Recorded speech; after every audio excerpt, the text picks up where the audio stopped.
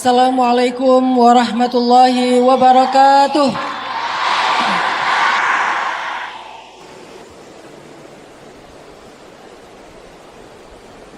Masya Allah, anak-anak muda jomblo fisabilillah Bulukumba, mana suaranya? Masya Allah.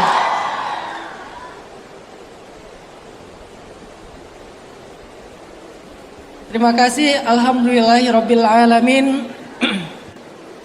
Alhamdulillahilladzi arsala rasulahu bil huda wa dinil haq liyudhhirahu 'ala ad-dini kullihi wa kafaa billahi shahida. Asyhadu an la ilaha illallah wahdahu la syarika lah wa asyhadu anna Muhammadan 'abduhu wa rasuluhu la nabiyya ba'dah. Radina billahi rabba wa bi Muhammadin nabiyya wa bil islami dina. Rabbi shrah li sadri wa yassir li amri wahlul 'uqdatan min lisani yafqahu qawli. Pertama-tama, terima kasih dan penghormatan, pemuliaan untuk orang tua kita, ayahanda kita, Bapak Wakil Bupati Bulukumba, Bapak Haji Andi Adi Manaf, Barakallahu Fik. Terima kasih Pak atas warm hospitality-nya, atas sambutan dan kehangatan anak-anak muda Bulukumba. Kemudian yang kedua, terima kasih juga kepada Bapak Camat Ujung Bulu ya Pak ya, Bapak Andi Gatot. Terima kasih Pak atas kesempatannya juga. Mohon maaf belum sempat ke rumah tadi karena perjalanannya ternyata lumayan. Alhamdulillah perjalanan yang jauh dari Balikpapan, Makassar sampai ke Bulukumba ternyata tidak sia-sia. Ketika sampai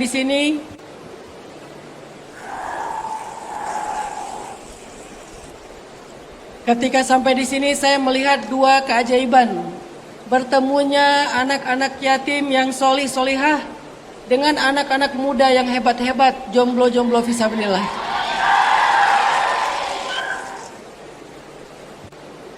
Dan yang paling istimewa, terima kasih kepada guru kita semuanya, kepada Ustadz kita, Ustadz Muhammad Maulana, yang sudah bersusah payah dan membuat sebuah inisiatif gerakan yang luar biasa, bahkan menjadi inspirasi untuk saya pribadi pada malam ini. Terima kasih Ustadz. Dan pastinya Ustadz tidak sendiri, tetapi Ustadz bersama dengan anak-anak muda hebat dari Bikers Muslim Bulukumba.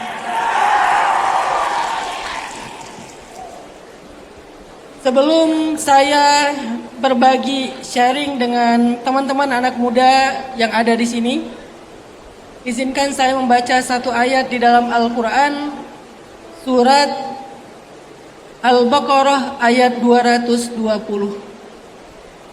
Allah Subhanahu wa taala berfirman, A'udzu billahi minasy syaithanir rajim. Bismillahirrahmanirrahim. Wa yas'alunaka 'anil yatama qul islahul lahum khair wa in tukhalituhum fa ikhwanukum wallahu ya'lamul mufsida minal muslih walau sya'allahu la'anatakum innallaha azizun hakim. Mereka bertanya kepadamu Muhammad tentang anak-anak yatim. Katakanlah, memperbaiki keadaan anak-anak yatim itu adalah sebuah kebaikan yang luar biasa. Dan jika kalian mempergauli mereka, maka mereka adalah saudara-saudara kalian. Allah Maha mengetahui siapa orang-orang yang melakukan kerusakan di muka bumi, dan siapa juga orang-orang yang melakukan perbaikan. Dan jika Allah menghendaki, niscaya Allah bisa saja mendatangkan kesulitan kepada kalian.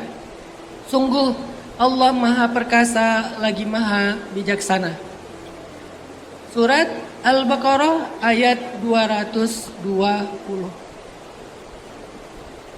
Di dalam ayat ini Allah Subhanahu wa taala menyampaikan sebuah cuplikan tentang adegan yang terjadi pada masa Nabi Shallallahu alaihi wasallam. Adegannya adalah sekelompok para sahabat datang kepada Nabi, kemudian yas'alunak, mereka bertanya kepada Nabi, "Ya Rasulullah, wahai Rasulullah Shallallahu alaihi wasallam, apa yang perlu kita lakukan kepada anak yatim?" Wa yas'alunaka 'anil yatama. Bagaimana kita memperlakukan anak yatim? Kemudian Allah menuntun Nabi, mengajarkan Nabi untuk menjawab pertanyaan mereka. Kata Allah, "Qul," katakan kepada mereka, "Islahun lahum khair." Berbuat baik kepada anak yatim itu khair. Berbuat baik kepada anak yatim itu adalah kebaikan yang sangat istimewa. Sehingga malam ini kita ingin belajar. Setelah tadi kita mendapatkan inspirasi dari Ustadz Maulana, mendapatkan inspirasi dari teman-teman Bikers Muslim Bulukumba, maka rasanya kita perlu mentafakuri. Rasanya kita perlu mentadaburi apa kebaikan yang tersedia yang Allah janjikan di dalam islahun lahum, islahun lil yatama, berbuat baik kepada anak-anak yatim. Dan apa hubungannya antara islah lil yatama dengan syabab? Antara berbuat baik kepada anak yatim dengan pemuda, apa hubungannya? Karena segmen dakwah saya sejak 2015 adalah dakwah terhadap anak muda.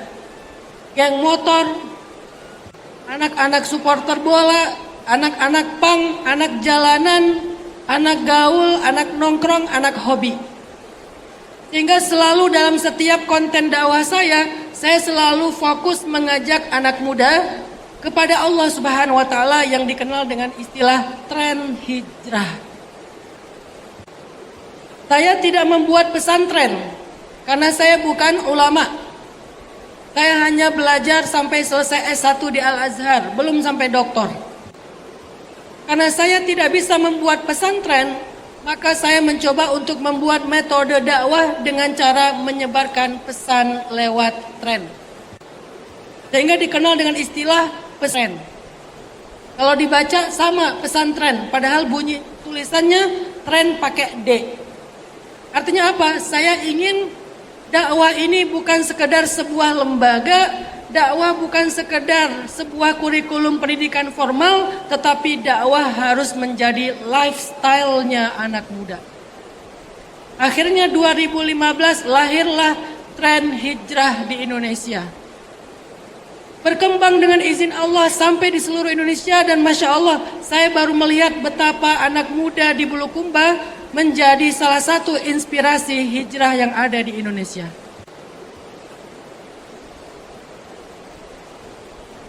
Maka saya bersyukur, berbahagia bisa kenalan dengan teman-teman dari Bikers Muslim Bulukumba. Terima kasih banyak udah menjadi inspirasi untuk saya pribadi. Insya Allah kisah indah dari Bikers Muslim Bulukumba ini akan saya sampaikan di banyak tempat di seluruh Indonesia. Sehingga man sanna fil islami sunnatan hasanah, siapa yang menjadi inspirasi dalam Islam untuk kebaikan, maka dia mendapatkan pahala-pahala kebaikan dari orang yang meniru inspirasi tersebut. Mudah-mudahan semangat islah terhadap anak yatim yang ada di Bulukumba ini ketika ditiru oleh banyak kota-kota dan negeri-negeri di seluruh Indonesia akan mengalir pahala buat teman-teman Bikers Muslim Bulukumba. Apa hubungan antara islah berbuat baik kepada anak yatim dengan kondisi kehidupan anak muda? Apa hubungannya? Ternyata para ulama menyampaikan ada 5 kebaikan khair yang Allah sebutkan di dalam surat Al-Baqarah tadi. Ada 5 kebaikan ketika kita dekat dengan anak yatim. Ketika kita mengenal anak yatim, ketika kita dikenal anak yatim, ketika kita mendatangi anak yatim, ketika kita didatangi anak yatim, ada 5 kebaikan yang luar biasa yang Allah sediakan untuk orang-orang seperti itu. Dan sebagaimana yang kita tahu, Rasulullah Sallallahu Alaihi Wasallam juga anak yatim.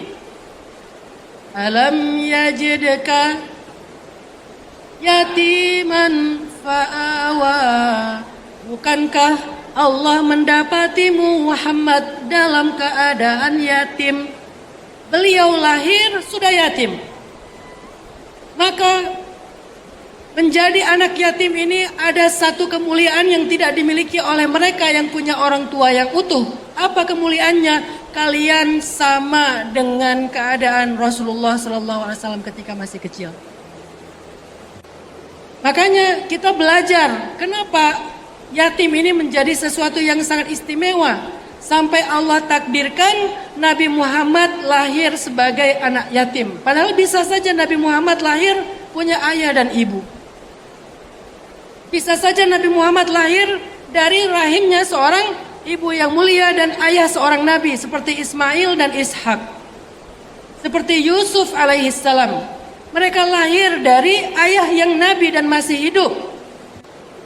Kenapa Allah takdirkan nabi yang paling mulia, nabi yang paling istimewa, kekasih Allah lahir sebagai anak yatim? Allah ingin ngasih tahu kepada kita status anak yatim itu adalah kondisi yang paling istimewa, sehingga siapapun yang ingin diistimewakan harus dekat dengan anak yatim.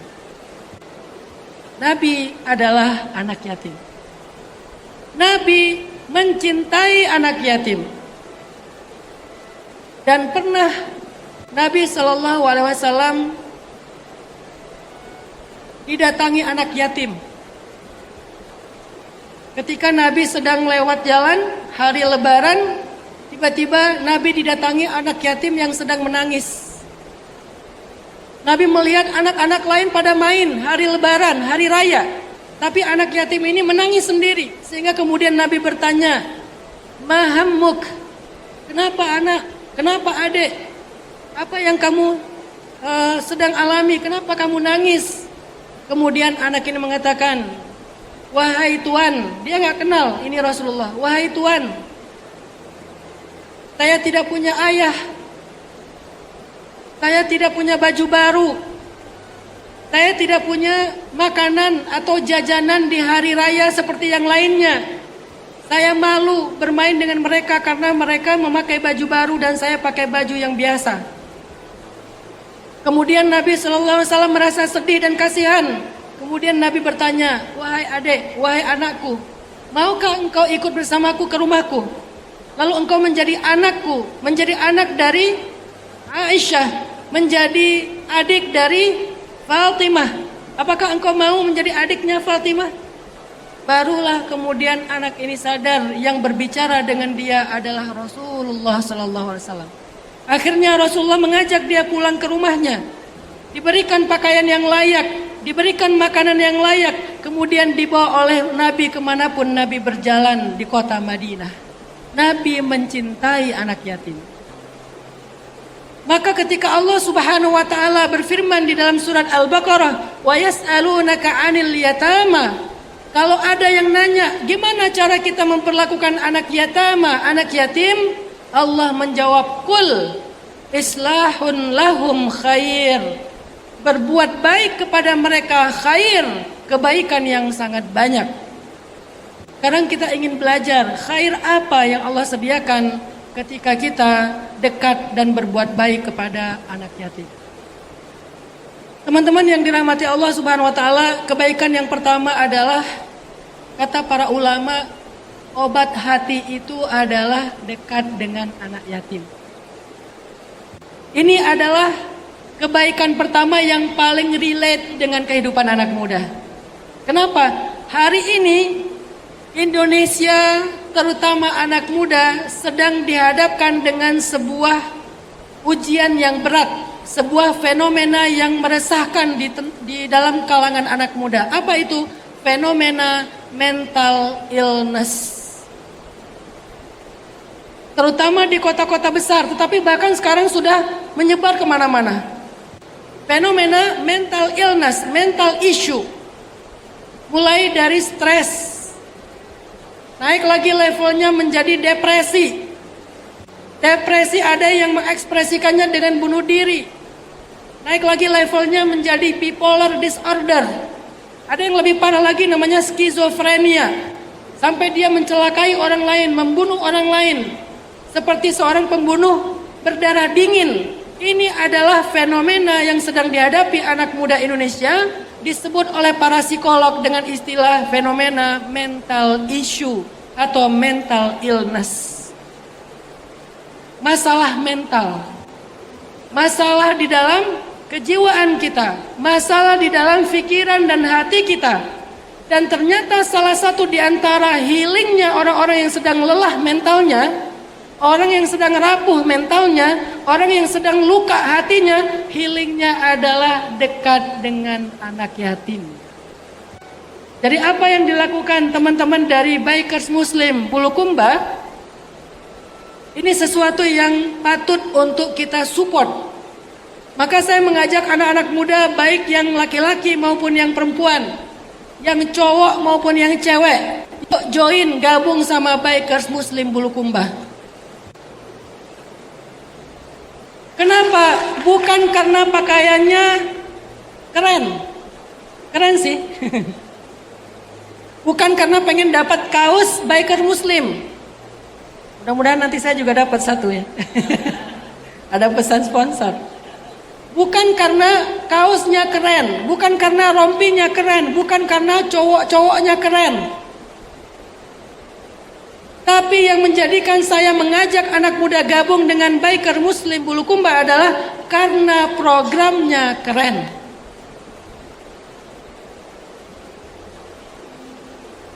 Kita butuh program ini, soalnya apa? Program mereka salah satu yang paling utama adalah bagaimana memperhatikan anak-anak yatim. Sehingga buat kalian yang sedang lelah hatinya, yang sedang lelah jiwanya, yang sedang lelah mentalnya, yang sedang rapuh, yang sedang berkeluh kesah, yang mulai merasakan gak bisa tidur, insomnia karena overthinking. Buat kalian yang baru diputusin tanpa sebab, buat kalian-kalian yang baru menjadi sad boy dan sadar diri, buat kalian yang bingung lalu bertanya-tanya, buat kalian yang galau, maka obat galau itu salah satunya adalah dekatlah dengan adik-adik kita anak yatim. Kok bisa Ustadz? Saya bacakan hadisnya. Hadis riwayat Tabrani. Nabi SAW bersabda, jika engkau ingin hatimu menjadi lembut dan damai, serta keinginan-keinginanmu tercapai, maka sayangilah anak yatim. Jika engkau ingin hatimu menjadi lembut, hati yang lembut itu mudah tersentuh ketika mendengar bacaan Al-Quran. Hati yang lembut itu mudah kasihan. Hati yang lembut itu punya rasa empati yang besar. Hati yang lembut itu pemaaf, tidak pendendam. Hati yang lembut itu mudah sholat khusyuk. Banyak sekali kebaikan di dalam hati yang lembut. Kata Nabi, jika engkau ingin hatimu menjadi lembut, ingin menjadikan hatimu damai, ingin keinginan-keinginanmu tercapai, maka sayangilah anak yatim, kata Nabi. Dilanjutkan oleh Rasulullah dengan kalimat, usaplah kepala mereka, berilah mereka makanan seperti yang engkau makan. Bila engkau melakukan itu, hatimu akan tenang, lembut, serta keinginanmu akan tercapai. Hadis riwayat Tabrani. Ternyata cara untuk mengobati hati yang lelah, hati yang keras, jiwa yang rapuh, keluh kesah dan galau adalah sayangilah anak yatim. Dekatlah dengan anak yatim, usaplah kepala anak yatim, makanlah bersama dengan anak yatim. Itulah kenapa Nabi itu hatinya lembut. Itulah kenapa Nabi itu kalau sholat khusyuk. Itulah kenapa Nabi itu akhlaknya baik. Itulah kenapa Nabi itu nggak pernah galau dan berputus asa. Nabi itu nggak pernah kena mental illness. Kenapa hati Nabi itu kuat walaupun lembut?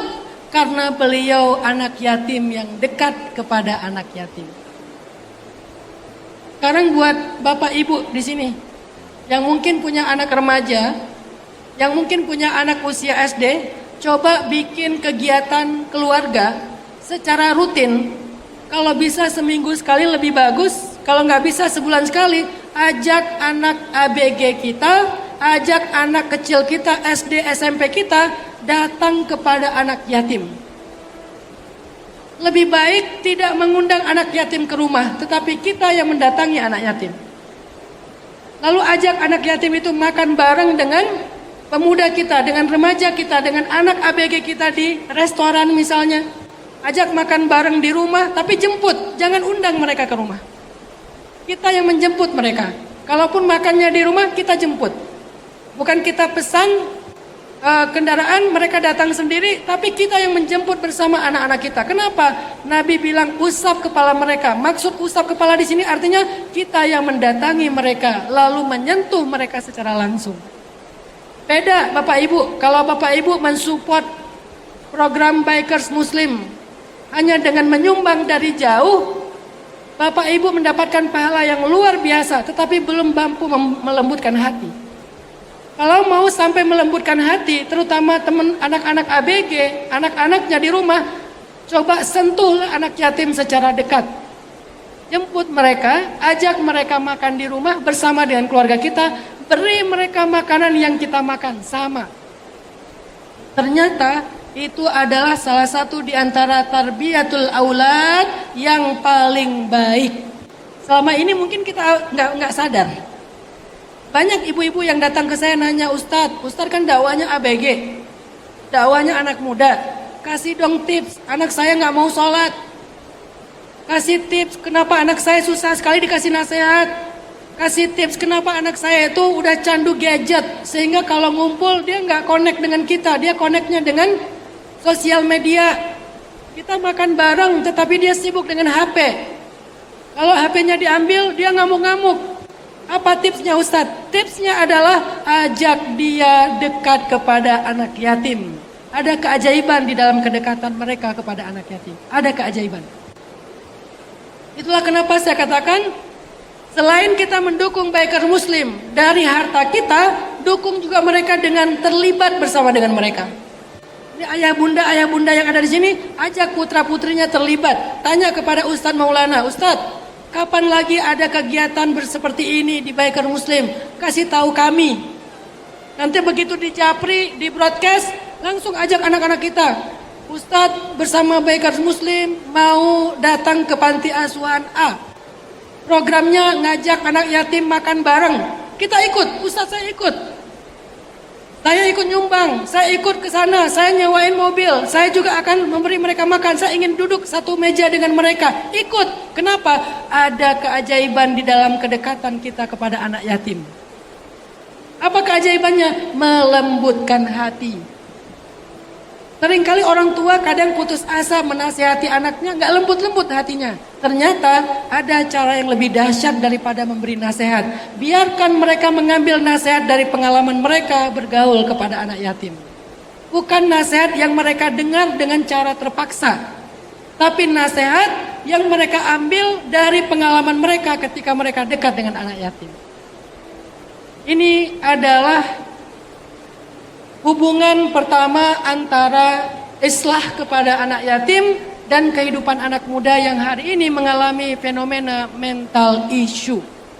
Jadi buat kalian yang galau, buat kalian yang sedih, buat kalian yang overthinking, buat kalian yang sedang dalam keadaan bingung, cobalah melakukan apa yang disabdakan Rasulullah. Sentuhlah anak yatim, sayangilah anak yatim, Allah akan memperbaiki hati-hati kalian. Itu adalah Khair yang pertama ketika kita dekat dengan anak yatim. Khair yang kedua, kebaikan yang kedua yang terkandung di dalam surat Al-Baqarah 220 tadi.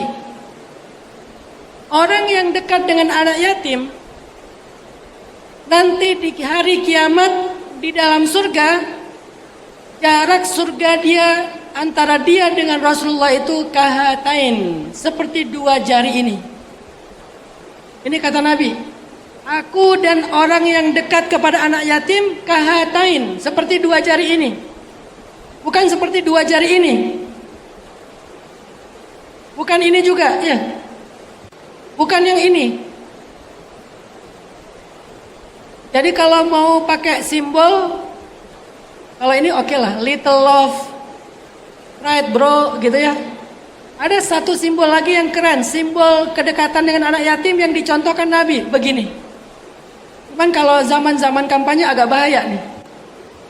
Nanti aja kalau udah beres, 2024 udah nggak ada lagi musim-musim pemilu, bukan tahun politik, pakai cara seperti ini.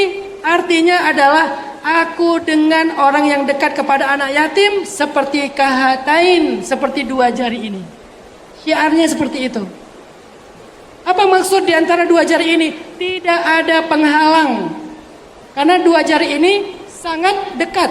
Beda antara jari ini dengan jari yang lain. Dia ada penghalang. Dua jari ini tidak ada penghalang. Jadi siapapun yang ingin bertemu dengan Rasulullah, siapa yang ingin mendapatkan syafaat dari Rasulullah, maka jadilah dari dua jari ini orang yang dekat dengan anak yatim. Kemarin saya posting di IG, curhat kepada Nabi di Raudhah Masjid Nabawi. Semua kita rindu kepada Rasulullah Sallallahu Alaihi Wasallam. Semua kita ingin dekat dengan Rasulullah Sallallahu Alaihi Wasallam. Bahkan ada tabi'in yang kemudian digolongkan menjadi sahabat, tetapi dia tidak pernah ketemu Nabi. Coba bayangin, ada tabi'in tapi masuk golongan sahabat, padahal nggak pernah ketemu Nabi. Siapa dia? Wais Al-Qarni. Saking ingin bertemu dengan Nabi, walaupun terhalang untuk merawat ibunya, sampai kemudian Nabi mengenali dia, walaupun tidak pernah ketemu. Saking bertemu dengan Nabi itu istimewa. Maka siapapun di antara kita yang ingin ketemu dengan Nabi di hari kiamat, mendapatkan syafaat Nabi, mendapatkan tempat di dalam surga di sebelah Nabi, maka caranya sederhana. Datangi, sayangi, usap kepala anak-anak yatim yang terdekat dengan kita. Jadi selain sholawat kepada Nabi, cara untuk dapat syafaat Nabi itu adalah santuni, sayangi anak yatim. Dan lakukan itu secara rutin. Jangan seumur hidup sekali kayak haji. Lakukan secara rutin. Dan kalau bisa bukan hanya satu orang, lebih dari satu orang. Dan utamakan yang paling terdekat dengan rumah kita. Yang paling terdekat hubungan kekeluargaan dengan kita. Utamakan mereka terlebih dahulu. Coba lihat ke sebelah rumah kita, ada anak yatim gak di tetangga kita? Coba lihat di dalam keluarga besar kita, ada anak yatim gak di antara sepupu-sepupu kita? Atau ponakan-ponakan kita? Mulailah dari mereka sampai kemudian berkembang, meluas, makin banyak. Semakin kita dekat dengan anak yatim, semakin hatain, semakin kita dekat dengan Rasulullah Sallallahu Alaihi Wasallam. Gak ada yang lebih kita butuhkan nanti di padang mahsyar, teman-teman, daripada naungan Allah dan syafaat Rasulullah Sallallahu Alaihi Wasallam. Tidak ada yang lebih kita butuhkan di padang mahsyar daripada naungan Allah fi zillih yauma la dhilla illa dhilluh, dan yang kedua adalah syafaat dari Rasulullah Sallallahu Alaihi Wasallam. Sehingga dengan syafaat Nabi kita mudah melintasi sirat. Dengan syafaat Nabi kita dimudahkan hisabnya. Dengan syafaat Nabi kita bisa melintasi padang mahsyar tanpa kepanasan dan kehausan. Syafaat Rasulullah Sallallahu Alaihi Wasallam dan diberikan kepada orang yang dekat kepada anak yatim. Yang ketiga, khair yang ada di dalam surat Al-Baqarah 220. Orang yang dekat dengan anak yatim dijamin masuk surga. Rasulullah Sallallahu Alaihi Wasallam bersabda dalam banyak hadis. Tapi salah satu hadisnya kata Nabi, barang siapa yang mengikut sertakan seorang anak yatim di antara dua orang tua yang muslim dalam makan dan minumnya sehingga mencukupinya, maka ia pasti masuk surga. Apa maksud dari hadis ini? Menjadikan anak yatim sebagai anak angkat. Barang siapa yang mengikut sertakan satu orang anak yatim di antara dua orang tua, artinya jadikan anak angkat. Satu saja. Karena kalau hanya memberikan sekali, mungkin kita baru bersedekah. Tetapi kalau mengambilnya sebagai anak angkat, kita yang memberikan jaminan untuk menafkahi dia sampai dia dewasa dan memiliki kemandirian. Siapa yang mengangkat anak yatim sebagai anak angkatnya, walaupun anak angkat ada fikihnya. Ada fikih mahram. Misalnya ibu-ibu mengangkat seorang anak yatim laki-laki, maka anak yatim itu tidak boleh melihat aurat ibu angkatnya. Karena di dalam Islam kita punya fikih orang tua angkat. Tetapi pahalanya apa? Pahalanya kata Nabi SAW dijamin masuk surga. Saya teringat dengan kisah di zaman Nabi dulu tuh ada anak yatim yang curhat kepada Nabi. Ini juga kisah anak yatim. Ada seorang satu keluarga kecil anak yatim, mungkin sekitar 3 orang, datang kepada Nabi nangis. Lalu Nabi bertanya, kenapa wahai anak-anak, kenapa kalian menangis? Mereka cerita, kami adalah keluarga anak yatim. Yang paling besar di antara mereka usia belasan tahun. Yang paling kecil usia masih balita. Tidak punya ayah, tidak punya ibu, yatim piatu. Kami adalah keluarga anak yatim. Kami tinggal di sebuah rumah kecil. Yang di sebelah rumah kami ada pohon korma. Milik siapa? Milik salah satu di antara sahabat Nabi, pohon korma. Suatu saat rumah mereka itu tidak punya atap, hanya ada dinding, tapi tidak ada atap. Suatu ketika buah kurma jatuh ke dalam rumah anak yatim. Sehingga buah-buah kurma yang jatuh ke dalam rumah anak yatim kemudian diambil sama anak yatim, dimakan. Ternyata pemilik pohon kurma ini tidak ridho.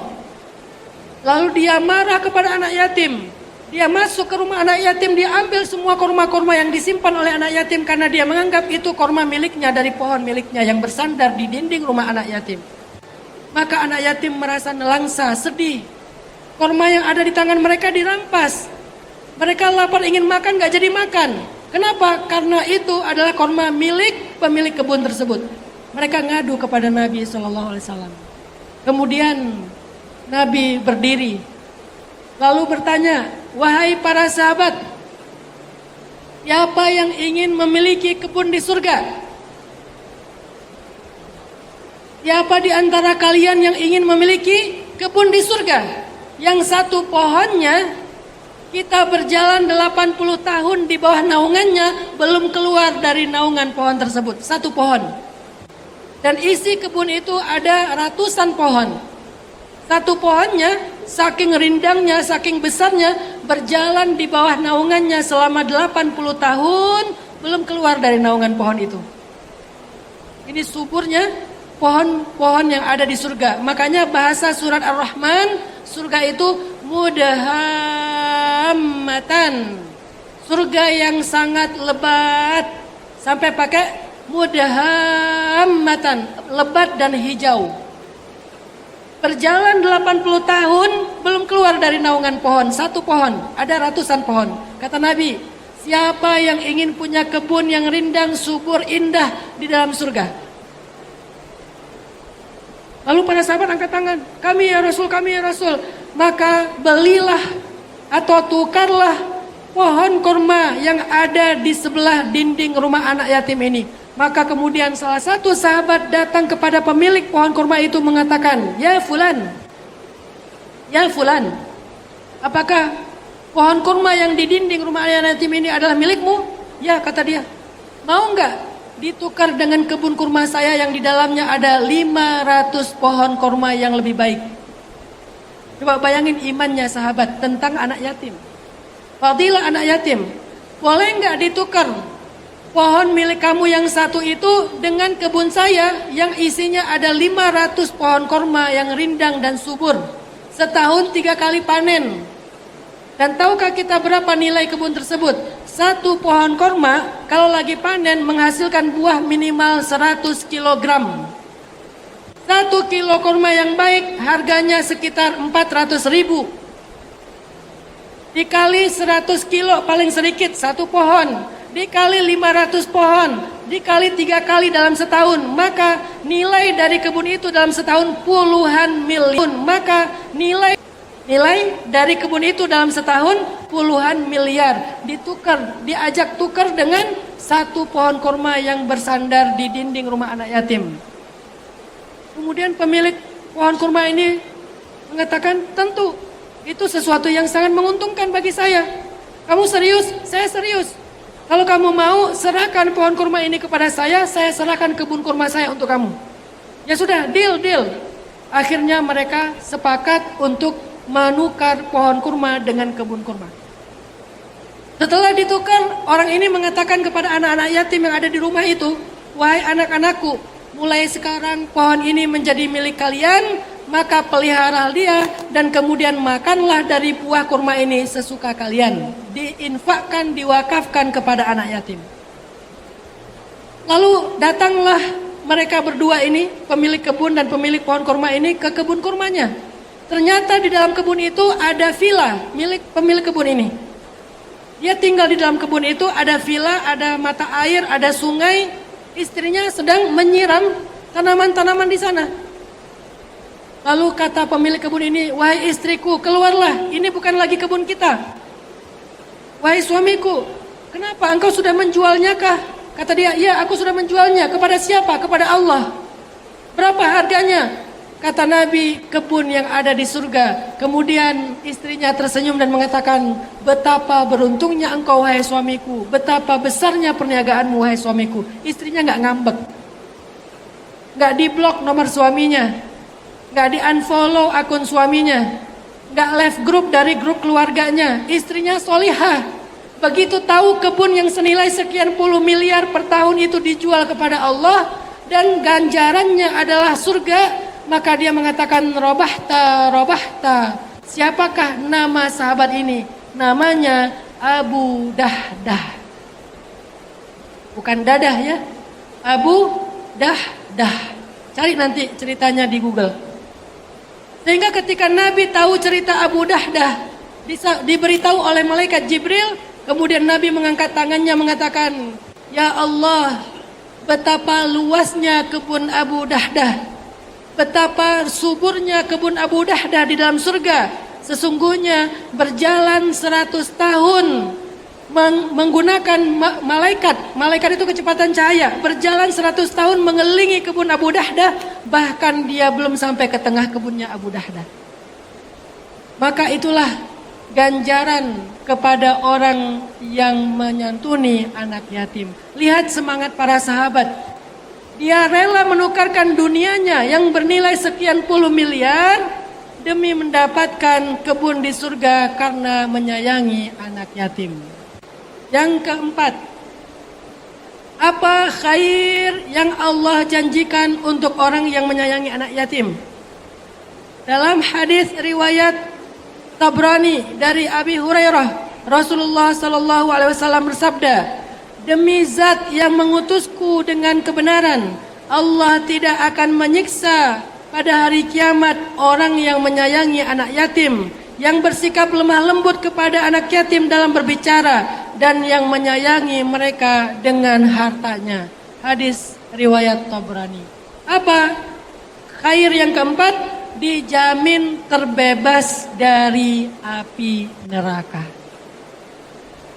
Dijamin terbebas dari api neraka. Pertama dijamin masuk surga, lalu dijamin terbebas dari api neraka. Tidak ada siksa kubur, karena kubur itu adalah siksaannya bagian dari hufratan min hufarin niron, lubang-lubang api neraka.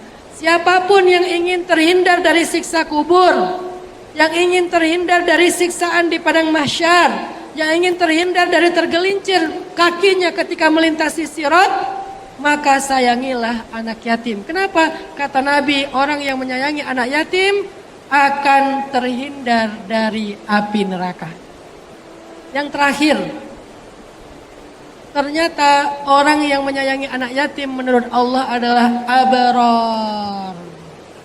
Abrar, orang-orang yang solih. Sehingga orang solih itu seperti kata Ustadz Maulana tadi, bukan sekedar orang yang ibadahnya baik. Orang solih itu bukan sekedar orang yang bacaan Al-Qur'annya banyak. Orang solih itu bukan sekedar orang yang zikirnya banyak. Innal abrar.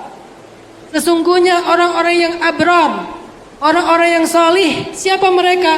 Orang yang menyayangi anak yatim. Jadi kalau kita ingin digolongkan minal abrar, minas solihin, mau dibangkitkan bersama orang-orang solih, bersama orang-orang yang baik di sisi Allah, maka jadilah orang yang paling dekat dengan anak yatim. Mudah-mudahan 5 khair yang Allah janjikan ini bisa menjadi motivasi buat kita semuanya untuk sama-sama mensupport program khususnya yang dilakukan oleh sahabat-sahabat kita dari Bikers Muslim Bulukumba, baik secara harta, secara tenaga, secara network, secara apapun kita support agar kita bisa mendapatkan bagian dari kebaikan yang Allah janjikan.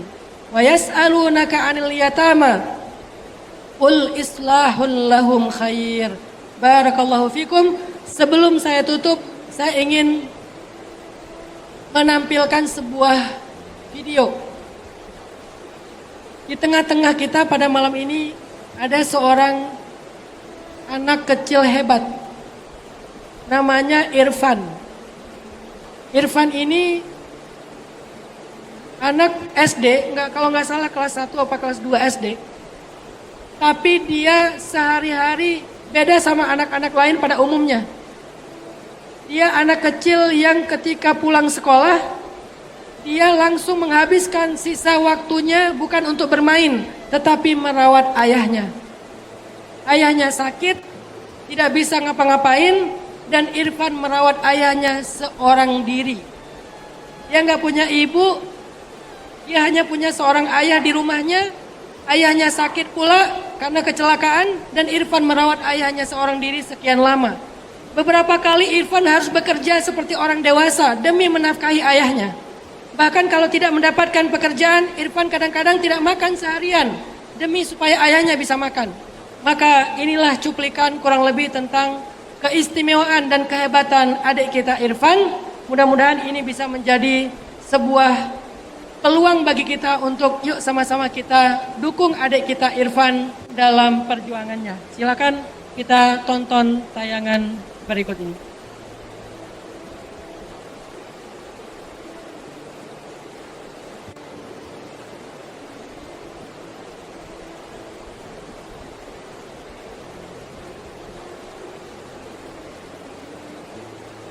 Ini yang mengurus bapaknya, kasihan nanti kalau pulang sekolah baru dia yang mencuci, dia yang menjemur pakaiannya, dia yang mengurus bapaknya, nasinya, apanya, kopinya.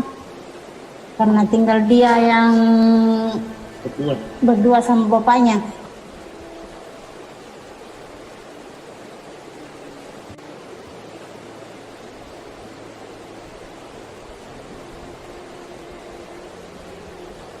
Sekarang kita ada di rumah salah satu warga yang bernama Sanu dengan anaknya yang bernama Irfan. Nah, Irfan ini sudah kelas 1 SD, SD 38 kita. 2019 dia kecelakaan di Malaysia. Setelah itu karena di Malaysia tidak bisa dikerja, akhirnya dibawa ke sini di Bulukumba.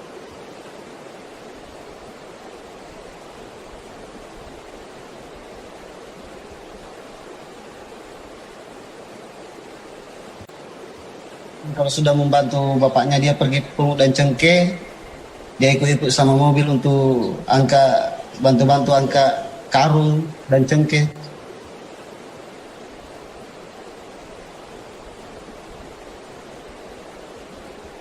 Biasa itu kasihan kadang tidak makan juga dalam satu hari. Karena saya biasa tanya dia kan, dan sudah makan bilang belum.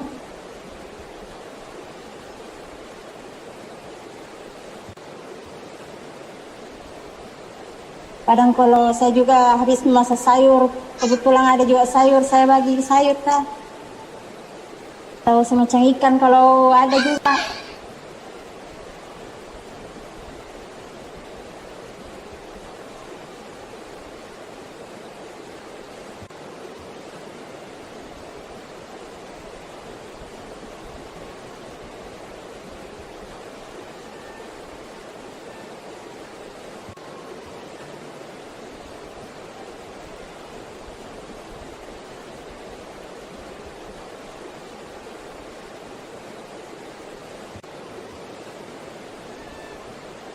Saya mohon semoga saya telah menjadi orang sukses berbakti kepada bapak saya menjadi anak yang soleh.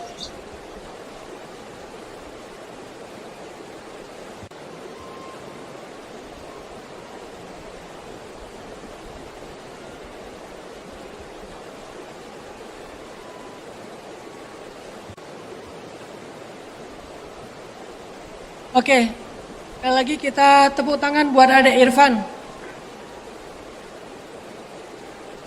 Dan saya meminta tolong kepada Ustadz Maulana untuk membawa Adek Irfan ke atas. Silakan Ustadz.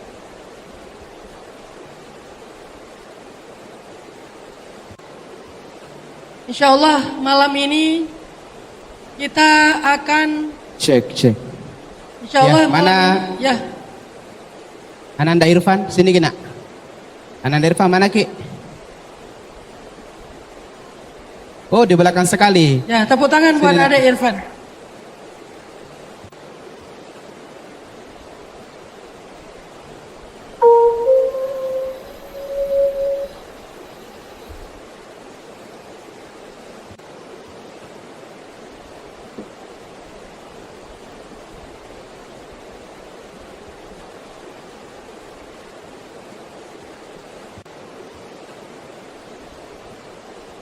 Sini nak.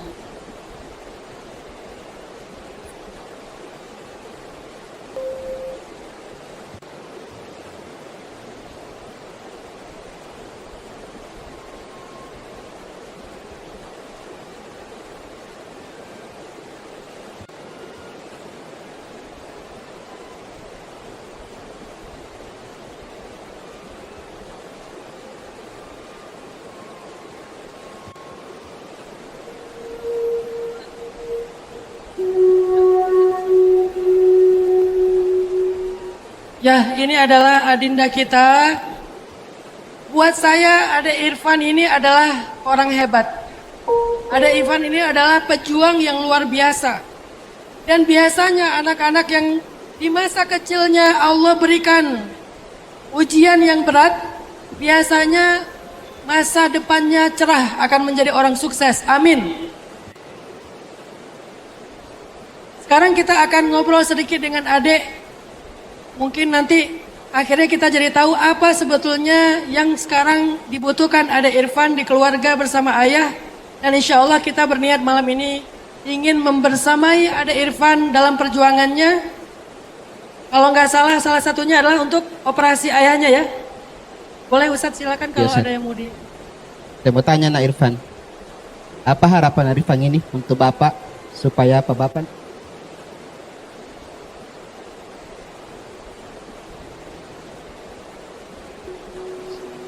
Sudah dilapor sama motor Annya mau kisah Bapak? di Sombupi. Ada Irfan ini mau jadi apa nanti setelah dewasa nanti? Mau jadi apa nak? Apa nak? Mau jadi polisi? Cita-citanya pengen jadi polisi. Amin. Amin. Masya Allah, luar biasa. Harapan Adek Irfan, dia berharap ayahnya normal lagi. Karena kaki beliau pernah kecelakaan, terus dikasih kayak besi pen gitu. Cuman karena kebutuhan biayanya terbatas, belum dicabut ya Ustadz ya. Belum dicabut, sudah berapa tahun? Besinya Ustaz? belum dicabut sehingga beliau berharap bisa segera melakukan operasi, mencabut pen besi di kaki beliau, lalu setelah recovery bisa menggantikan kembali Irfan untuk mencari nafkah dan Irfan bisa sekolah secara normal kembali. Itu Amin. adalah harapan ada Irfan ya Dik ya. Masya Allah, pemalu. Tapi orang hebat loh ini, luar biasa. Jadi malam ini gimana Ustaz? Anak banyak kerja tapi sedikit bicara. Masya Allah. Ayo, mungkin Bapak Ibu yang hadir di sini, harapan anak kita ini bagaimana bisa ayahnya sehat kembali hanya sekedar mencabut besi dengan melalui operasi kembali. Dan sebenarnya harus dikerja, harus dioperasi lebih awal, tapi karena keterbatasan biaya sehingga ayahnya Irfan ini tidak melakukan. Bahkan sudah sampai 2-3 tahun kalau tidak salah info. Ya, sehingga itulah yang dialami. Ibunya pun juga Irfan pergi tak tahu ke mana. Jadi Irfan lah ini menjadi tulang punggung keluarga, membiayai hidupnya dengan mencari daun cengkeh kering yang dijual hanya Rp5.000. Anak yang luar biasa. Baik, Bapak Ibu yang kami hormati, melihat kondisi Irfan ini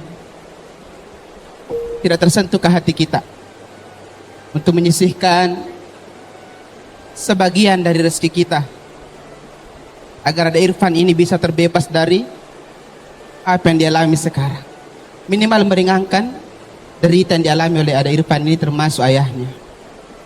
Baik teman-teman sekalian, Bapak Ibu, ya mungkin kita beri kesempatan, dua bentuk kesempatan. Kesempatan yang pertama adalah nanti dari teman-teman Bikers Muslim akan menyebarkan kotak ataupun sorban jangan di atas, mungkin biar lebih mudah, di bawah aja biar semuanya bisa. Sorban untuk support keluarga ada Irfan sesuai dengan kemampuan dan kemudahan kita. Itu adalah pola yang pertama. Yang kedua, jika ada di antara Bapak Ibu yang mungkin ingin mendapatkan lebih banyak kebaikan, misalnya mengajukan diri, saya insya Allah siap untuk menanggung sekian. Misalnya 10 juta, 20 juta, 30 juta, kurang lebih sekitar 30 sampai 50 juta biaya yang dibutuhkan ya Ustadz ya. Jadi kalau misalnya di antara Bapak Ibu ada yang mau mengambil kesempatan, saya siap Ustadz, misalnya semuanya saya akan coba tanggung. Maka nanti yang ada di sorban akan kita berikan juga kepada keluarga Ada Irfan untuk kebutuhan mereka sehari-hari, khususnya untuk sekolah Ada Irfan, tapi pengobatannya sudah tercover dengan Bapak Ibu yang menanggung. Tapi kalau misalnya nggak cukup, maka nanti di mix. Jadi saya sekarang sambil mempersilakan Ustadz ya. Ya. Siapa yang silakan mau Bapak Ibu yang ke depan ke sorban silakan, tapi yang mau mengangkat tangannya dulu nih. Yang mau mengangkat tangannya untuk mengcover dan mensupport proses pengobatan ayahanda Ada Irfan. Silakan kalau ada yang mau. Boleh angkat tangan, berapa nilainya? Silakan. Baik, Masya Allah, Bapak Wakil Bupati.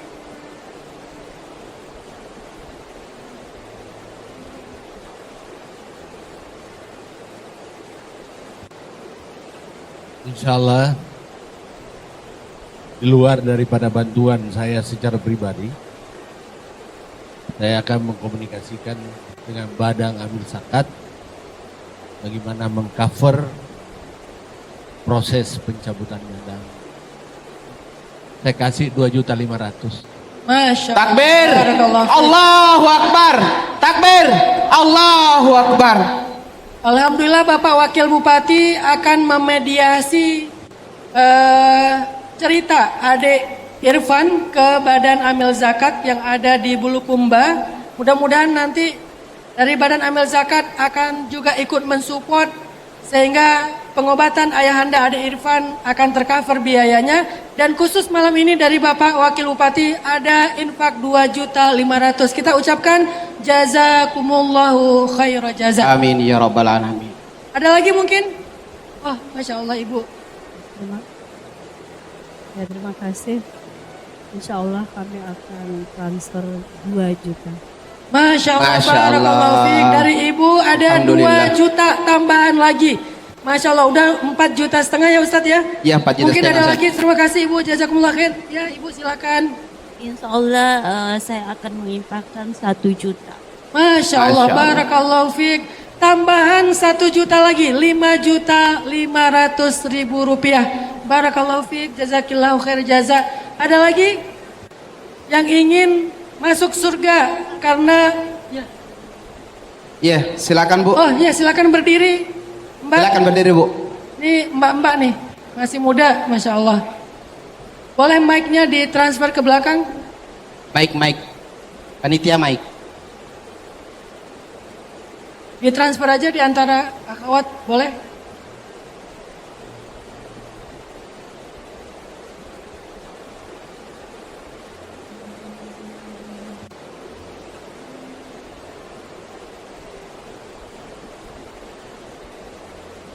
Bismillahirrahmanirrahim. Insya Allah 2 juta. 2 juta, Masya Allah, barakallahu khair fiik. jaza. Dengan Mbak siapa? Melinda Pak Ustaz. Ibu Mbak Melinda. Nanti dicatat sama teman-teman bikers. Mbak Melinda insya Allah mensupport senilai 2 juta rupiah. Jazakillahu khaira jaza. Sudah berapa Ustaz? 7,5 juta ya? 7 juta setengah ya, 7 juta Sudah setengah. 7,5 juta, Masya Allah. Siapa lagi ada mungkin yang mau berkomitmen? Jadi yang nggak bawa uang cash, mungkin uang cashnya tidak Iya. banyak, tapi ingin berkomitmen lebih. Cuman nggak bawa uang cash, silakan nggak apa-apa. Komitmen dulu aja, nanti bisa komunikasi dengan panitia. Alhamdulillah saya dapat info dari hamba Allah siap menyumbang 3 juta untuk Ada Masya Allah, Irfan. barakallahu fiik. Allahu Akbar. 10.500.000 rupiah. Alhamdulillah sudah terkumpul dalam beberapa menit. Ada lagi yang mau komitmen sambil ini ada yang diedar, Ya. ada yang di depan, silakan Emang kalau yang Stefan. mau cash. Oke, bismillahirrahmanirrahim. Assalamualaikum Ya. warahmatullahi wabarakatuh. Semoga semua yang ada di dalam ruangan ini diberi kemuliaan, kebahagiaan dan derajat yang tinggi oleh Allah Subhanahu wa taala. Amin. Amin. Minta maaf saya cuma bisa menyumbangkan sedikit nak, sekitar 500.000. Semoga Masya Ananda Allah. diberi keberkahan dunia dan akhirat ya nak. Iya, makasih. Jazakillahu Namanya Bu, khaira namanya jaza. Bu. Namanya. Saya buat orang tua saya saja Pak. Noni. Oh iya, baik. Alhamdulillah. 11 Ya, teman-teman juta panitia akhwat. rupiah, Masya Allah. Ya. Ada lagi yang Tadi komitmen? Emang Stefan siapa? Emang Stefan? 1 juta dari Emang Stefan. Ya, terima kasih barakallah. Barakallah, jazakumullah khair. 12 juta Ya, rupiah. Bapak Ibu, ya silakan Ibu-ibu. Sudah berapa set? Pak. Tunggu. Ya, ya. Silakan Bu. Bismillah. Insya Allah saya akan sumbangkan 1 juta. Masya Allah, barakallah. Nah, Barakallahu Irfan, fiik. doakan ya. 13 Ya, juta semoga tambah banyak rupiah. rezekinya. Alhamdulillah. Ya. Ada lagi? Bapak di Samsir? 1 juta, Masya Allah, barakallah. 14 juta rupiah. Ya, silakan dikasih mic-nya. Ya, Masya Allah, 100.000, luar biasa. Tepuk tangan. 100.000. Ya. Luar biasa. Berapapun, boleh komitmen dulu. Nanti Ya. tinggal menghubungi panitia. Ya, silakan Mbak. Bismillahirrahmanirrahim. Saya akan menyumbangkan 1 juta. 1 juta rupiah. Udah berapa Ustaz? 14 juta 100.000 Ya, 1 juta dari Pak Samad ya. Masya Allah, barakallah. 15 juta 100.000 rupiah. Ada lagi berapapun yang Bapak Ibu yang mau komitmen, transfer langsung yang boleh. tidak bawa uang cash. Di nomor rekening. Ada? Ayo kita bantu, ada Irfan. Ya, silakan Mbak.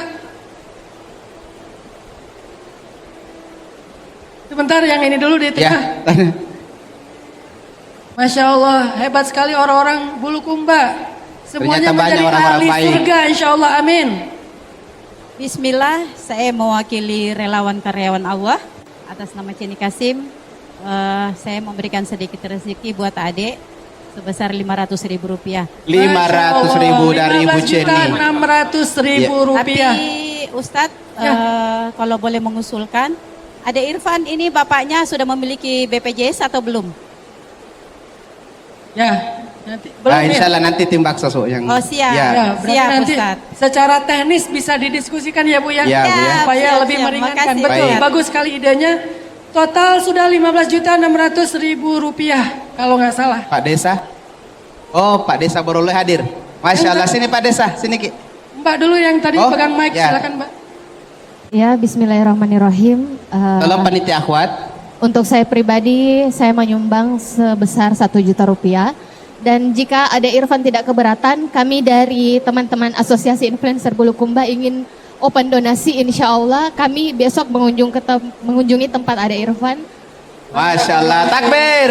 Allahu Akbar. Alhamdulillah 1 juta dari pribadi mbaknya dan insya Ya. Allah akan terus mensupport. 16.600.000 rupiah. Ada lagi? Warung apa mana? Warung apa 1 juta rupiah. Alhamdulillah. Masya Allah, jazakallah khair. 17.600.000 rupiah. Ada lagi?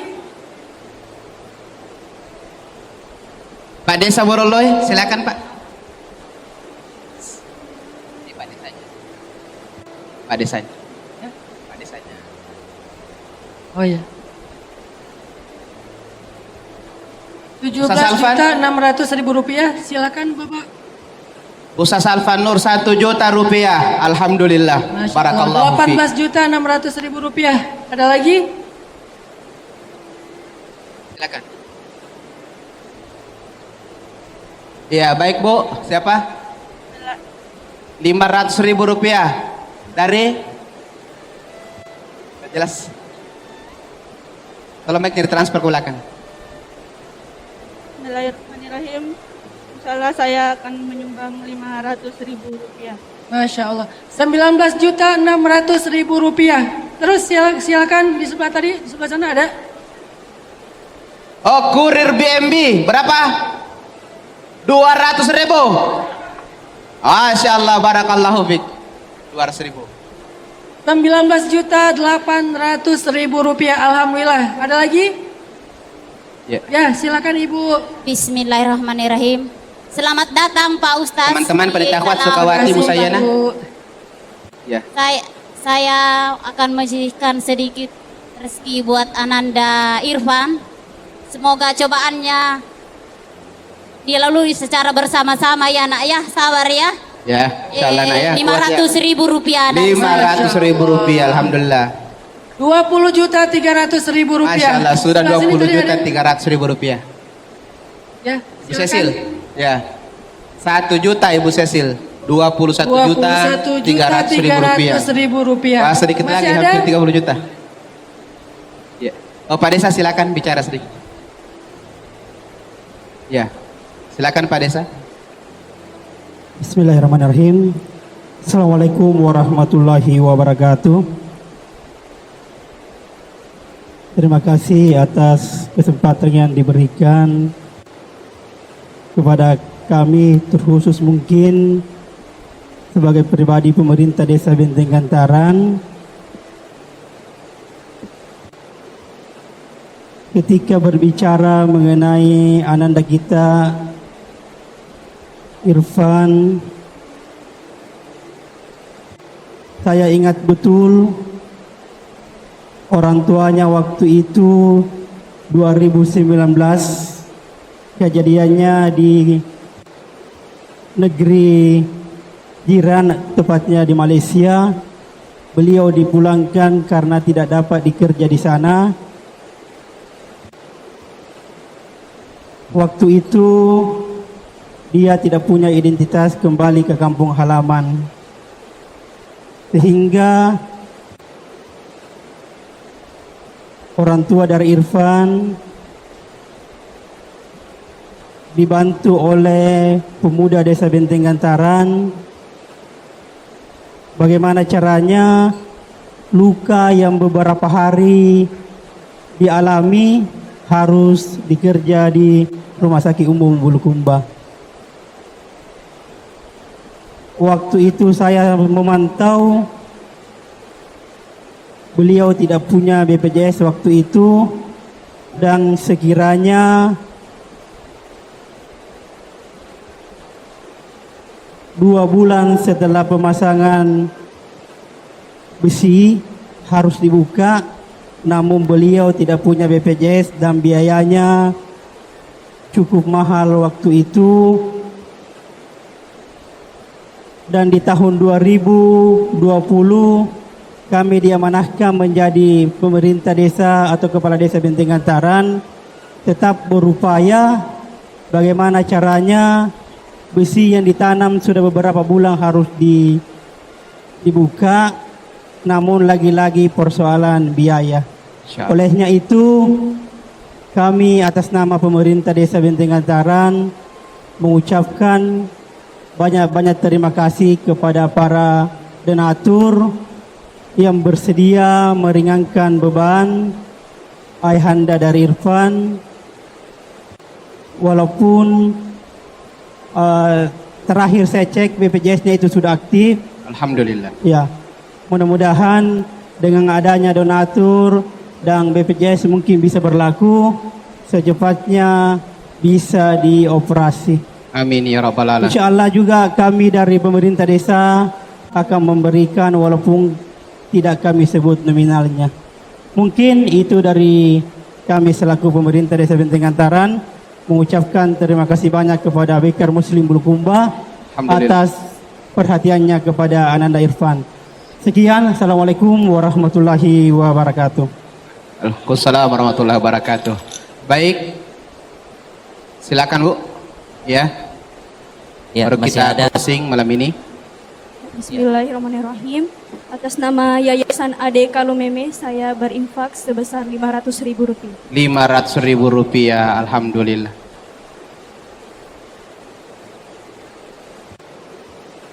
Oke, baik. Baik, Oke, jazakumullah khair jaza buat semua yang sudah berkomitmen untuk menginfakkan hartanya mensupport Ade Irfan dan Ya. juga yang sudah menyerahkan ke sorban support Ade Irfan yang diedar oleh panitia. Tapi bagi yang masih ingin berkomitmen cuman karena kita memiliki keterbatasan waktu, maka silakan nanti berkomunikasi dengan panitia atau bisa juga ditransfer langsung Ya, langsung di nomor rekening yang sudah Bekar Muslim ditampilkan sama Bulukumba. panitia. Terakhir saya ingin mendoakan buat yang sudah berkomitmen dan yang berinfak, Allahumma a'ti munfiqan khalafa. Ya Amin, Allah, ya Rabbal berikanlah ganti kepada orang yang berinfak dengan ganti yang lebih baik. Amin. Amin ya rabbal Terima alamin. kasih ya Bapak Ibu semuanya. Ada Irfan, semangat terus ya. Semangat. Semangat. Di? Ada bingkisan. Ya, berdiri. Ayo. Ada bingkisan. Untuk Ade Irfan. Ada bingkisan dari Irfan. Masya Allah, sini berdiri. Ayo. Ayo diserahkan langsung sama Ustadz Hanan. Ustadz Hanan. Ya. Ya. Ustadz.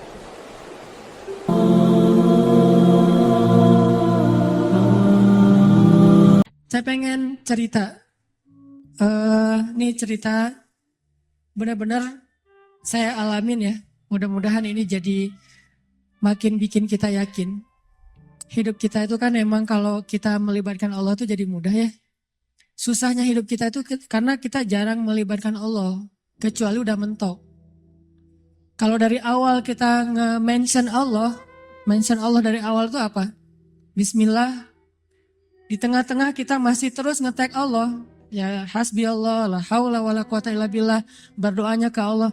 Kalau kita ngelibatin Allah dari awal dalam hidup kita, pertama Allah akan kuatkan hati kita. Kedua Allah akan bereskan urusan kita. Dan itu bukan cuma terjadi kepada Imam Ahmad bin Hambal yang saya pernah cerita. Bukan cuma pernah terjadi kepada Uwais Al-Qarani, tabi'in yang pernah saya cerita. Tapi juga terjadi kepada 3 teman saya. Yang satu anak Batam namanya AG, anak skateboard. Satu lagi anak Jakarta model namanya Agi. Satu lagi driver ojek online di Bandung. Ini 3-tiganya nih baru saya alami sekitar beberapa waktu yang lalu. Kalau yang ojek online sekitar sebulan yang lalu. Kalau yang Agi baru 2 minggu yang lalu saya ngalamin. Apa ceritanya? Melibatkan Allah dalam semua harapan kita. Agi, anak Jakarta ini, pernah ikut kajian saya kayak gini di salah satu masjid di Maruya, di Kebun Jeruk, Jakarta. Terus pas ikut kajian itu dia bilang gini, ya Allah, saya pengen banget ketemu Ustadz Hanan langsung, tapi jangan di taklim, karena agak susah, terlalu rame. Saya pengen ketemu berdua dalam suasana yang lebih nyaman. Kabulkanlah ya Allah, gitu. Selang seminggu kemudian setelah selesai acara itu, alhamdulillah qadarullah ombaknya lagi bagus di laut. Kan saya suka mantengin ombak tuh. Ada website namanya surf forecast kan. Forecast buat surfing. Jadi tahu ombaknya lagi berapa, seberapa baiknya untuk pakai untuk berselancar. Ombaknya lagi bagus nih. Ombaknya 2,5 meter, 2,5 meter. Terus anginnya pas gitu. Pergilah saya ke laut, daerah Jawa Barat namanya Batu Karas, spot surfing. Saya pergi ke sana nih. Agi yang tadinya di Jakarta, ternyata memang dia orang Batu Karas, tinggalnya di Jakarta. Jarang banget pulang ke Batu Karas. Nah, seminggu kemudian setelah talim, dia sakit. Badannya nggak enak. Biasanya kalau cuma panas dingin, dia akan tinggal di kos-kosan. Tapi kali ini kangen pengen pulang kampung. Kenapa ya saya pengen pulang kampung? Kenapa ya? Kayak Imam Ahmad bin Hambal gitu kan. Kenapa ya saya pengen pulang kampung? Akhirnya dia putuskan pulang ke Batu Karas. Dan sampai di Batu Karas, hari pertama dia sampai ke rumah, temannya ngajak ke pantai, kita mandi yuk, kita berenang yuk gitu kata temannya. Yuk, padahal lagi nggak enak badan tuh, diajak berenang dia mau.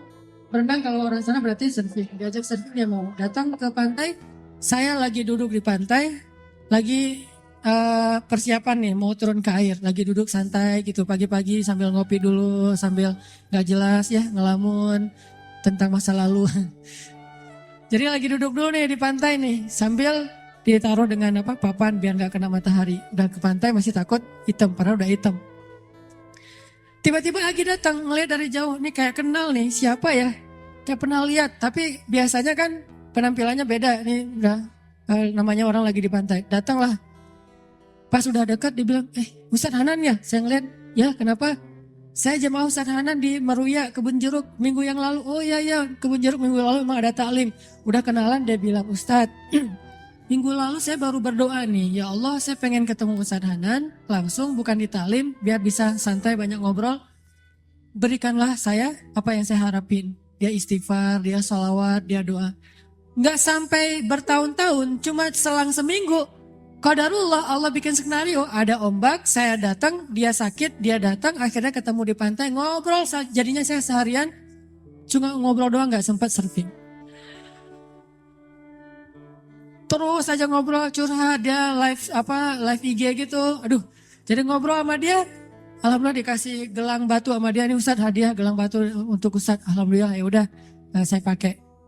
Intinya adalah, coba, cuma seminggu doang tuh. Dia minta ke Allah, dia melibatkan Allah, akhirnya Allah kabulkan.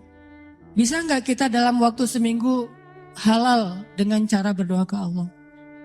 Ya Allah, saya lihat dia kemarin di masjid. Masjid apa ini Teh?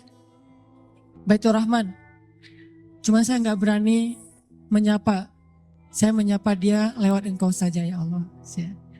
Kalau kita yakin dan tembakan kita itu udah jago tadi, jawid imanak tujawid qira'atak, kata Teh Hanin tadi, kuatkan, jagokan diri kamu dalam yakin ke Allah, makin jawid, makin jawad, makin bagus, maka insya Allah akan kena panahan kita.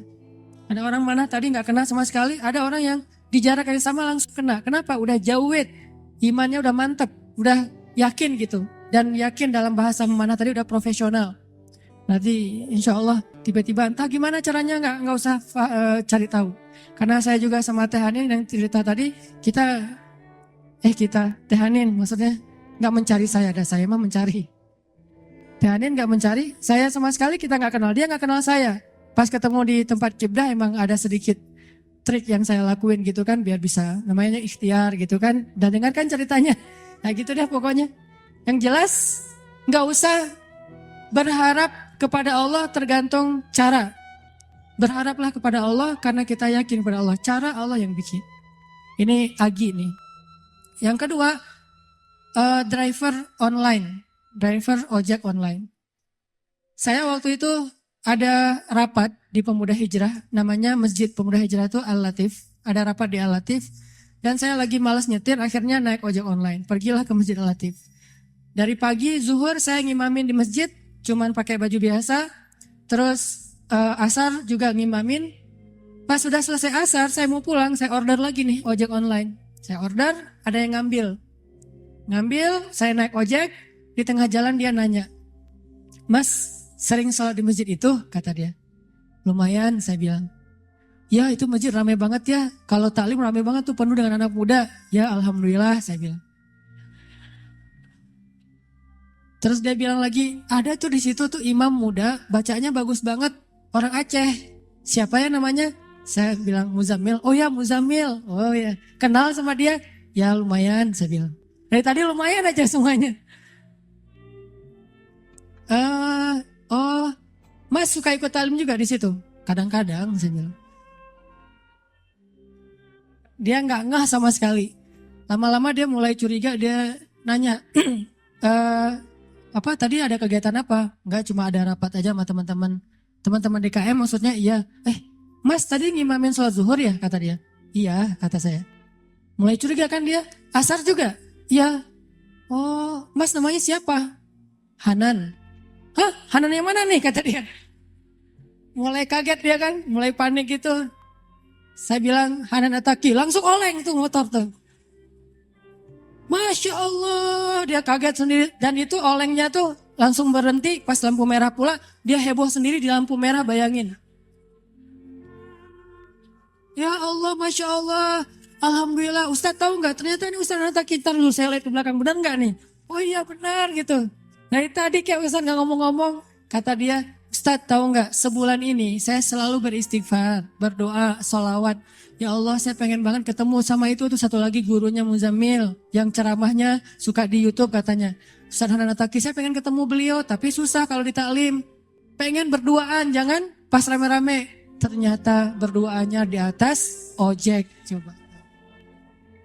Dan itu demi Allah kisah nyata teman-teman terjadi. Jadi Imam Ahmad yang pernah kita dengar ceritanya bukan cuma terjadi di Basrah, terjadi juga di Indonesia, terjadi di Jakarta, di Bandung, Surabaya, di Kediri, di mana-mana kalau kita melibatkan sebegitu mudahnya. Padahal dua orang ini saya kira bukan ulama, bukan orang yang mungkin hijrahnya udah lama, baru juga hijrah. Tapi kenapa diperlakukan oleh Allah semudah itu? Bagi Allah orang yang sudah taubat dari dosa seperti orang yang tidak berdosa. Orang yang sudah taubat dari dosa seperti orang yang tidak berdosa. Jadi sama Allah memperlakukan dia seperti Allah memperlakukan kekasih-kekasihnya yang soleh lainnya. Jadi jangan pesimis, jangan putus asa. Kalau kita melibatkan Allah, kita akan dikuatkan. Tenang aja, udah tetap la tahzan innallaha ma'ana. Yang terakhir tadi kisah AG. AG ini anak skateboard dari Batam. Dia itu kerja di sebuah perusahaan swasta di Batam, IO gitu. Dia pertama dapat hidayah itu dengerin istrinya dengar booster di YouTube. Mah dengerin apa tuh booster? Ini ada Ustadz katanya juga senang main skate walaupun gak bisa sih, cuma senang nemenin doang.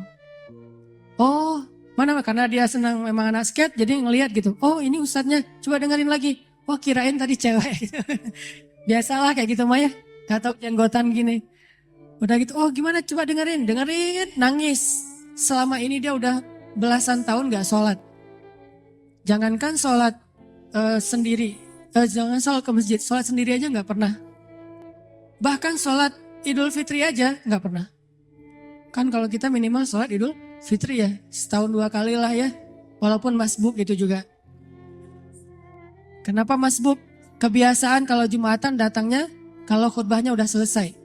Dan Idul Fitri, Idul Adha mah khutbahnya selesai sholat. Wah masih khutbah, ntar aja deh kalau udah selesai. Begitu datang orang udah pada pulang. Loh kok gak sholat sih? Sholat Idul Fitri itu sebelum khutbah. Ini salah dia. Dia gak pernah sholat sama sekali. Tapi tiba-tiba nangis jadi kayak sadar dapat hidayah gitu. Tapi saya pikir emang bukan cuma dia yang dapat hidayah dengerin booster. Saya juga dengerin booster diri sendiri kayak dapat hidayah gitu. Oh benar juga ya kata Ustadz ini. Kok saya dapat hidayah? Kata saya sendiri tuh. Kan ada ceramah saya misalnya sebutlah Allah itu maha baik, Allah segala macam. Saya pas dengar, ya Ustadz itu benar juga dia ngomonginnya tuh. Akhirnya saya dapat hidayah dari diri sendiri. Dia dapat hidayah. Setelah dia dapat hidayah, diam-diam dia sholat. Dia wudhu, gak mau ketahuan sama keluarganya. Dia tutup pintu, dia sholat di dalam kamar. Jarang-jarang kamarnya dikunci. Pas istrinya mau ngelihat ke dalam rumah, dalam kamar, diketok-ketok kok gak dibukain. Pas udah selesai dia sholat langsung buka-buka pura-pura tadi ketiduran gitu. Dia gak mau ketahuan lagi sholat. Setelah sholat dia berdoa, ya Allah Ustadz itu udah bikin saya sadar. Saya pengen banget ketemu beliau. Beri saya jalan ya Allah. Hari dia berdoa, besoknya dia ketemu dengan atasannya. Dia bilang, Pak boleh saya minta izin. Padahal dia jatah cutinya udah habis tuh. Gak ada dapat jatah cuti lagi. Atasannya nanya, izin kemana? Saya mau ketemu ustadz saya di Bandung. Ini orangnya, saya dengar ustadz dari dia, jadi saya sadar. Oh ya udah, kamu cuti sesuka kamu deh, kata atasannya. Dimudahin, butuh uang saku, dikasih uang saku, berangkat dia ke Bandung. Dan dia datang ke hari Rabu, taklim saya yang rutin di Bandung itu yang di Masjid TSB, Trans Studio. Ketemu langsung dengan saya dan alhamdulillah ustadz, mudah banget ya kalau kita menuju ke Allah.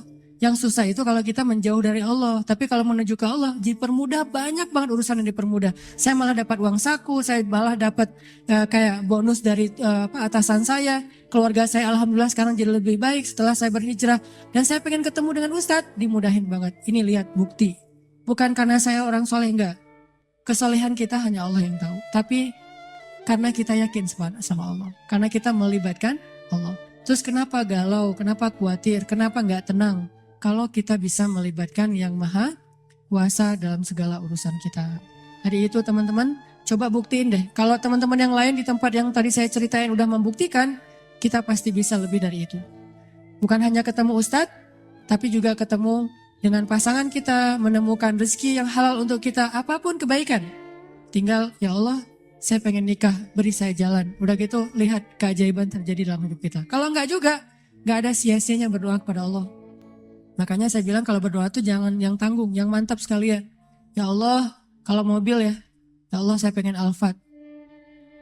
Penghasilan kita kecil, tapi pengennya Alphard. Emang sia-sia? Enggak. Kalau enggak dikasih Alphard di dunia, dikasih Alphard di akhirat. Kan Allah pasti mengabulkan doa kan? Pasti itu. Kalau enggak dikabulkan di dunia, dikabulkan di akhirat. Bangun dari kubur tiba-tiba lewat Alphard, berhenti depan kita. Ini mobil siapa? Ayo kita ke Padang Mahsyar lewat pakai Alphard gitu. Udah ada drivernya. Mereknya bukan Toyota tapi mereknya Cahaya. Merek baru nih, belum dijual di Indonesia.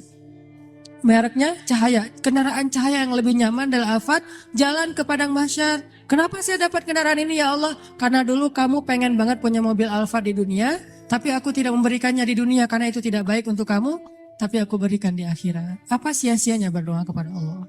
Jadi tetap ar-raja ilallah, berharapnya hanya ke Allah dan itulah obat untuk segala kegalauan.